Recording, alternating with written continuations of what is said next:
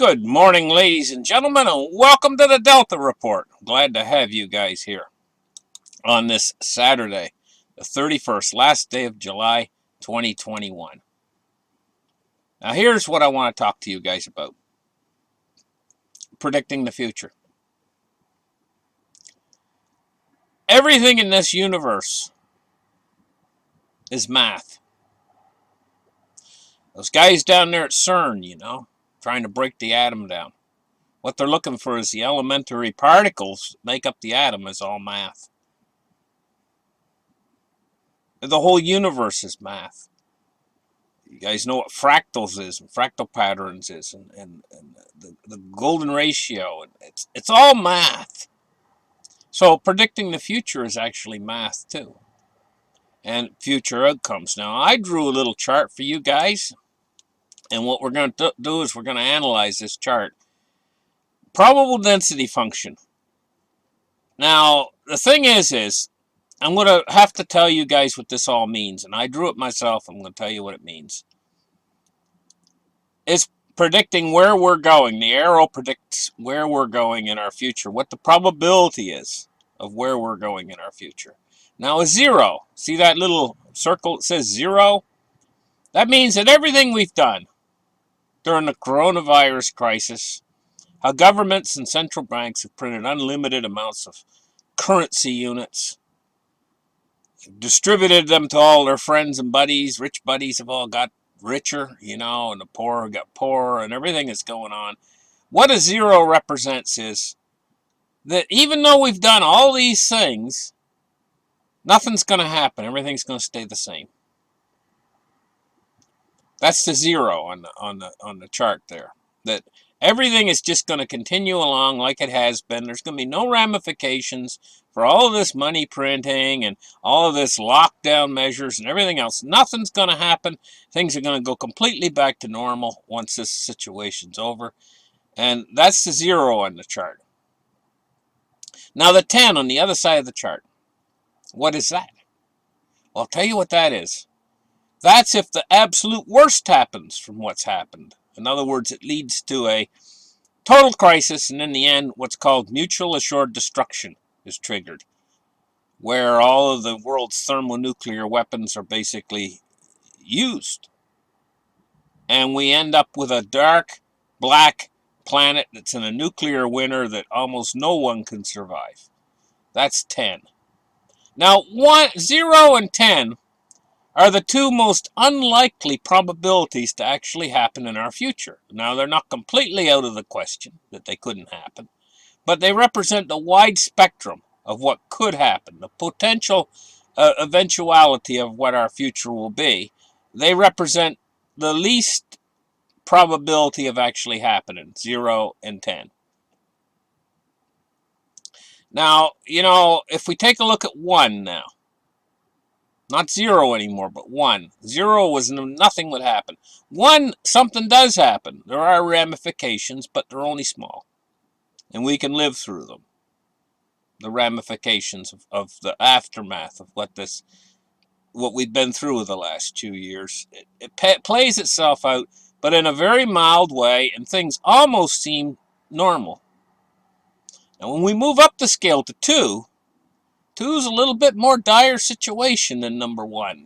2 is more like the ramifications of what's happened lead to maybe a financial crisis, but it's not really all that bad. Maybe something like 2008 was, and we muddle through it and things are more normal again, right? After a while. 3 is a more dire situation yet. 3 is where we have a financial crisis, but it plays itself out. There's many bankruptcies within the system.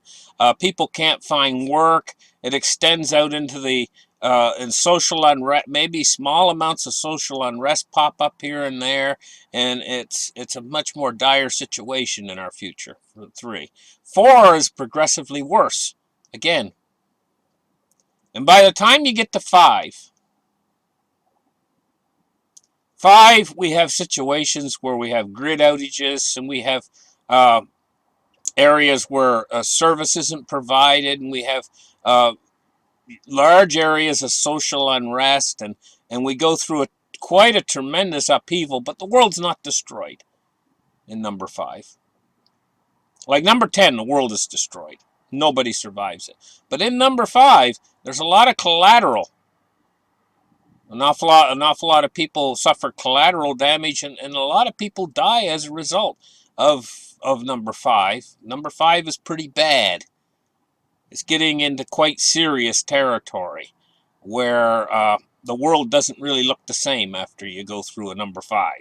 You know, uh, what you have is areas of the world where wastelands might actually develop, and where there's grid outages, and there's might be areas, certain specific areas that almost resemble the movies, these apocalyptic movies, where other areas are still up and running and have the internet and have service and have all essential services and everything. So you have a dichotomy with a number 5. A dichotomy in civilization where you have the haves and the have-nots. The have-nots are the ones that live with no power grid. Power grid's permanently down. And the haves have power and have all of the modern conveniences of a technologically advanced society. That's around a number 5. When you start increasing to a number 6 or number 7 or number 8, you start to get events that are very dire in the situation. Number 8 might perhaps be a worldwide third world war, but it doesn't kill everybody, but it really, really bad, you know. Anything past that, most people on Earth would die. Like if you're talking about a number 9 or a 10, most everyone on Earth would probably die. Number 10, everybody. Number 9, maybe there'd be a few survivors. So you see, the scale goes from a 0 where nothing happens, and a 1 would be a superb outlook for considering what we're going through now. So what's most likely? Well, history has shown us that the path of probability tends to go toward mediocrity. It tends to take the path of least resistance. Kind of like when a bullet is being fired and it's going down a test range and it's going at high speed. It tends not to deviate from its course. It tends not to go around in a circle or go sideways, or it sets a course when it leaves the barrel. It follows that course until it hits the target. And it's because it's moving, and that's the law of probability. It goes through the area of least resistance. Well, in this case, the area of least resistance would not be for it to make a sudden turn and go over and do a 0, or make another sudden turn and jerk off to the right and go for a 10. The path of least resistance for the law of probability would be to go straight and cleave right through the center of number 5. So we want to take a look. What would number 5 look like? Well, it's mediocrity between the world being utterly and completely destroyed and being completely uninhabited and just basically a burnout cinder, not be a number 10, and a 0 where absolutely nothing happens and the world continues on exactly like it is now. It would be right in the middle between those two. What would that look like? It would probably look like a world where there's breakdowns in the structure of society, and so what it would lead to is a disintegration of the world we used to know, which is the system that's being run, a leaving off of that old system and having it die, and us move into a new paradigm, or a new structure that would look like something like out of the movie of H.G. Wells in The Time Machine, you know, where he had the haves and the have-nots. So you had the Eloi, and you had the Molochs, and they were two separate distinct societies of basically the same species breaking off and going two different directions. So this is what would happen with a 5. A 5 is a cleaving of our society, ultimately. What would happen is the grid would determine this cleaving.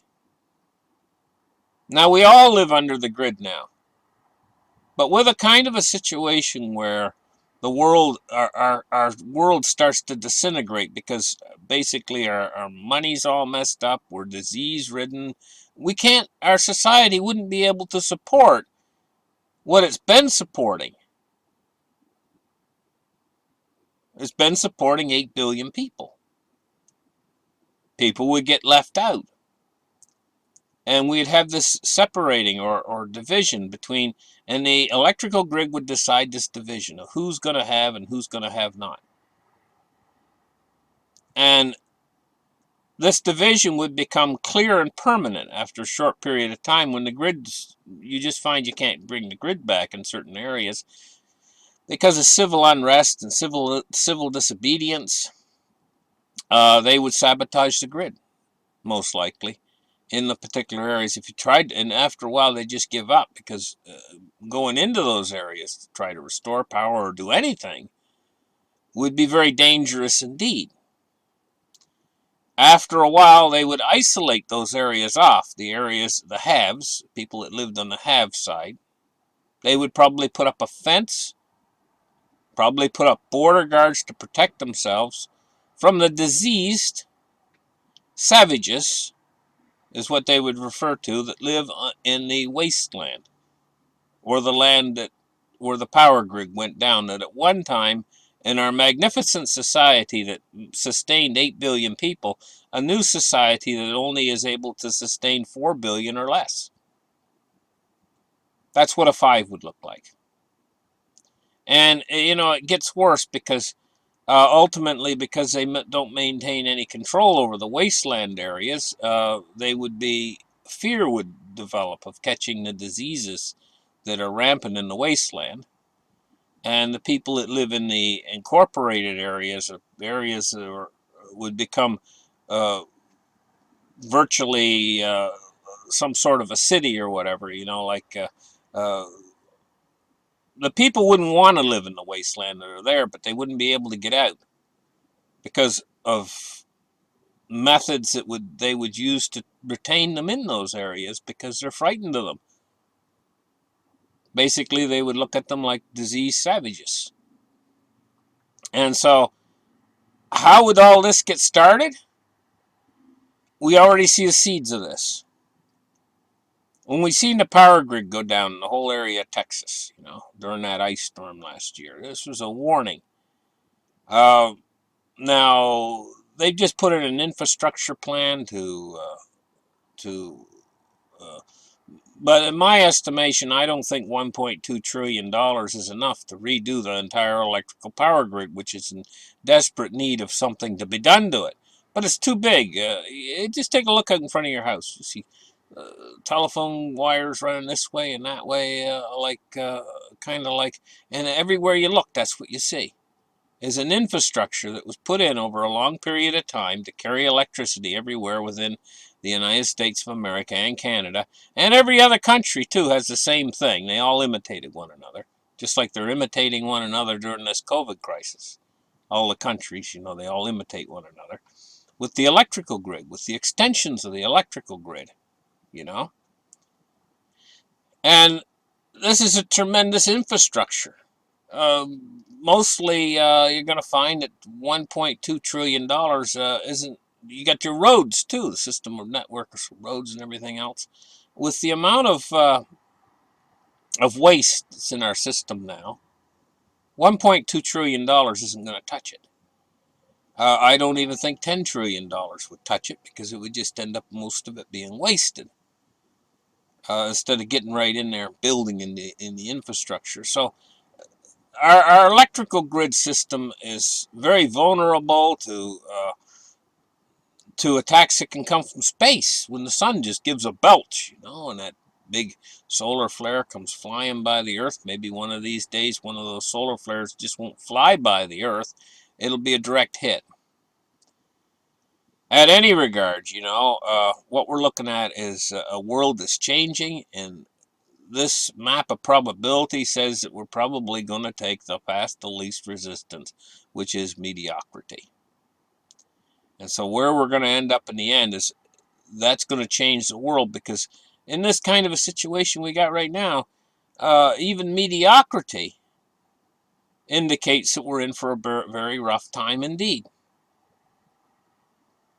So what can you do on a personal level? Because what we're going to see is as things start to break down, we're looking at nothing less right now than a breakdown in the structure of civilization. Civilization is in decline right now. It's just this virus has tipped us over the edge, and now our civilization is crumbling in front of us.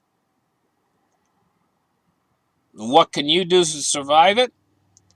Well, obviously, you're going to be much better off if you can be in an area where service is provided. In other words, your fire, your ambulance, your police service, your electrical service. In other words, you can have electricity and everything else. But because this society's in decay, we're not going to see them be able to extend these services everywhere like they were able to do. Even within the modern world, what's considered to be the first world, and they're just not going to be able to cover it all. Especially when violence starts to break out, and especially when we start to see the effects of the financial system breaking down. It's going to change the way our world looks to our kids. It's going to be a totally different looking world, but they're going to grow used to that new world, just like we've grown used to the old world, the way we used to have it. They're going to grow used to a world where you walk to the edge of where the electrical grid ends, and the lights are on that side of the fence. And on the other side of the fence over there, you've got burnout buildings. You've got cars that are all burnt out. All the telephone poles, a lot of them have been cut down. There's not very many people over there, and the few people that are over there are hiding, and they're able to defend themselves or protect themselves, or let's just say they have defensive positions and they also have offensive positions. You're not going to want to go over there. You're not going to want to cross that fence into the Badlands, into the wasteland, unless you're some type of a thrill seeker. Now, there's going to be people that live over there, and that's their whole life is over there, and they're not going to be able to go into the area where they have the power grid. They're just basically going to cut off these areas because society can't support it all anymore. And so there's not going to be as many people living in these wasteland areas. In other words, there's going to be a higher density of population living in the areas that still have support, that are still under the control of the governments. But what we're going to be looking at is in those areas of support where the power grid's on, what we're going to see is a government that controls every aspect of your life. There's going to be cameras everywhere. You're going to see everything you do, everything you spend, because the money's going to be all be digital. There's going to be all kinds of conveniences, modern conveniences, things like technology, entertainment, massive amounts of entertainment. And the people that live in the wasteland are going to crave things like that. So, there will be black markets established. There's going to be leadership. And the people that live in the wasteland are going to form leadership. They're going to form probably tribes or something similar to that. And they're going to have leaders, and they're going to have their own set of laws and things like that. Something similar to the way it was in the United States during the period of the Wild West. This is what mediocrity would be. This is what a 5 would be on this scale. Let's just pray it doesn't go higher, a 6 or a 7 or an 8 or a 9 or even a 10. Let's just hope that it stays in mediocrity, and the effects are the result of what we've done to the world, I say we, I'm not talking about me or you. I'm talking about in generalizing about the entire direction that mankind has taken in all of this. Thank you guys for listening. Like and subscribe, and we'll catch you guys in the next show. Bye-bye.